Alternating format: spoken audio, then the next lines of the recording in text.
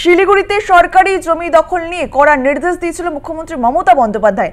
আর এবার শিলিগুড়ি থেকে তৃণমূল নেতাকে গ্রেপ্তার করলো সিআইডি।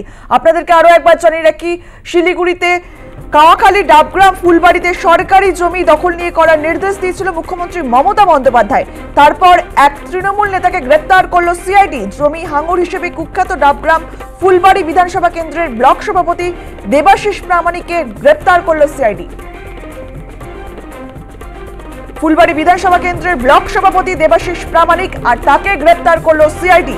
শিলিগুড়ির কাওয়াখালীতে ডাবগ্রাম ফুলবাড়িতে সরকারি জমি দখল নিয়ে কড়া নির্দেশ দিয়েছিলেন মুখ্যমন্ত্রী মমতা বন্দ্যোপাধ্যায়। তারপরে তৃণমূল নেতাকে গ্রেপ্তার করলো সিআইডি। বিধানসভা কেন্দ্রের ব্লক সভাপতি দেবাশিস প্রামাণিককে গ্রেপ্তার করলো সিআইডি। টেলিফোনে রয়েছেন আমাদের প্রতিনিধি উৎপল পোদ্দার। উৎপল, মুখ্যমন্ত্রী মমতা বন্দ্যোপাধ্যায় করার নির্দেশের পরে গ্রেপ্তার করলো সিআইডি তৃণমূল নেতাকে, কি জানতে পারছো?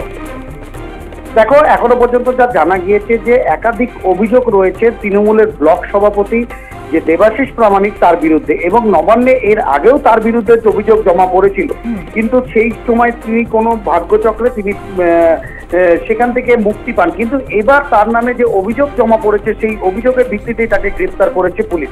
সরকারি জমি বিক্রি করা, অন্যের জমি জাল কাগজপত্র তৈরি করে সেই জমি বিক্রি করে দেওয়া থেকে আরম্ভ করে একাধিক অভিযোগ রয়েছে তৃণমূলের ব্লক সভাপতি দেবাশিস প্রামাণিকের বিরুদ্ধে, এবং সেই অভিযোগের ভিত্তিতেই তাকে গ্রেপ্তার করেছে পুলিশ। শুধু তাই নয়, তার যে দুই ছায়া সঙ্গী বিমল রায় এবং মোহাম্মদ কালাম, এই দুজনকেও গ্রেপ্তার করেছে পুলিশ।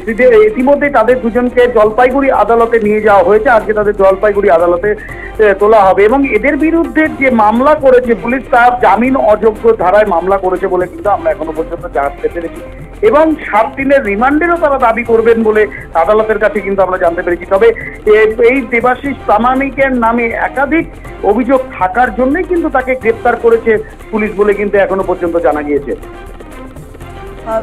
উৎপল, তুমি আমাদের সঙ্গে থাকো। আমাদের সঙ্গে রয়েছে শিলিগুড়ির বিজেপি বিধায়ক শঙ্কর ঘোষ। শঙ্কর বাবু, শিলিগুড়ির কাওয়াখালী ডাবগ্রাম ফুলবাড়িতে সরকারি জমি দখলের কড়া নির্দেশ দিয়েছিল মুখ্যমন্ত্রী মমতা বন্দ্যোপাধ্যায়, আর তারপরেই ফুলবাড়ি বিধানসভা কেন্দ্রের ব্লক সভাপতি দেবাশিস প্রামাণিককে গ্রেপ্তার করলো সিআইডি। কি বলবেন এই বিষয়ে?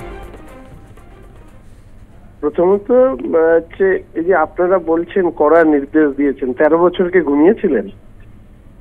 আপনারাই বলুন না, 13 বছর কি উনি বনবাসী ছিলেন যে হঠাৎ করে নির্দেশ দিলেন? এগুলো যা হয়েছে ওনার স্নেহধন্যে হয়েছে, ওনার প্রশ্রয় হয়েছে। এখন কি কারণে গ্রেপ্তার সেটা সময় বলবে। তবে এর আগে আরাবুলরাও গ্রেপ্তার হয়েছে, শেখ শাহজাহানরাও গ্রেপ্তার হয়েছে। এটা ইমেজ বিল্ড আপের জন্য নাকি সত্যিকারের কাজ করতে চান সেটা সময়ের উপরেই আমাদেরকে অপেক্ষা করতে হবে। তবে এরপরে এই নাটকবাজি যদি এই কারণে হয়ে থাকে তাহলে নিশ্চিতভাবে মানুষ আরেকবার ওনাকে জবাব দেবেন নির্বাচনের মধ্যে দিয়ে।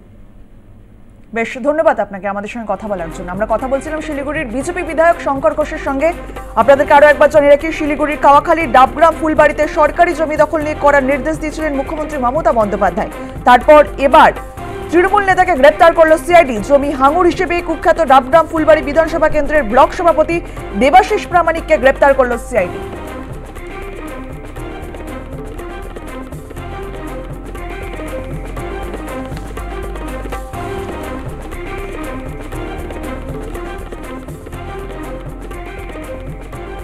আর এ বিষয়ে আমরা কথা বলেছিলাম বিভিন্ন রাজনীতিবিদদের সঙ্গে, তারা কি বলেছেন শোনাবো আপনাদেরকে। খুব পরিষ্কার যে এরা এই গত 12 বছর ধরে একদিনে তো বড় হয়নি। এরা এমন তো নয় যে কালকে সকালবেলায় ডাবগ্রাম ফুলবাড়ির সভাপতি হঠাৎ জমি জবরদখল করতে শুরু করে দিলেন। এটা দীর্ঘদিন ধরেই চলছে। আমাদের প্রশ্ন হচ্ছে, গত 12 বছর ধরে তো বিরোধীরা লাগাতার, আমরা বিশেষ করে বারবার বলেছি, প্রতিনিয়ত বলেছি যে চুরি, তোলা, কাটমানি, জবরদখল, সরকারি জমি দখল করে অবৈধ সম্পত্তির মালিক, টাকা তোলা এবং তার ভাগ যাওয়া, এই ভাগের লড়াইয়ে মানুষ বলি হয়েছে। তখন কি করছিল প্রশাসন? তখন কেন মুখ্যমন্ত্রী অ্যাকশন নেননি? তখন পুলিশ কেন চুপ করে বসেছিল? তাহলে কি উনি অন্য কোনো বিষয় অপেক্ষা করছিলেন? তাহলে কি দলের পচনটা যে অনেকদিন ধরেই এই প্রশাসনের একটা মানে হাঁটু গেড়ে বসে অপরাধীদের সঙ্গে অ্যাডজাস্ট করে চলা, সেটা কি চলছিল? এটাই কি উনি স্বীকৃতি দিচ্ছিলেন? এখন ওনাকে সেটা বলতে হবে যে একদিনে তো ফুলে পেঁপে বড় হয়নি, কেন শাস্তির বিধান দেওয়া হয়নি, আজকে যিনি যেটা করছেন সেটা কেন গত 12 বছর ধরে হয়নি। এই প্রশ্ন তো থেকেই যাবে।